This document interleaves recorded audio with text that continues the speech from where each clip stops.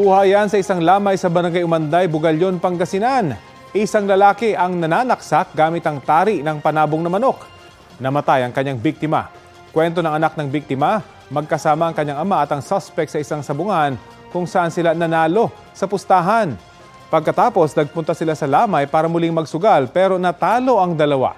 Umuwi sa bahay ang suspect at pagbalik ay may dala na raw tari ng manok na ginamit sa pananaksak.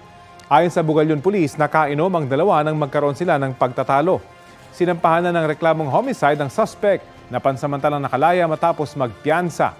Patuloy na sinisikap ng GMA Regional TV1 North Central Luzon na makuha ang kanyang panig. Kapuso, alamin ang maiinit na balita. Bisitahin at mag-subscribe sa GMA Integrated News sa YouTube. Sa mga kapuso abroad, samahan niyo kami sa GMA Pinoy TV at sa www.gmanews.tv.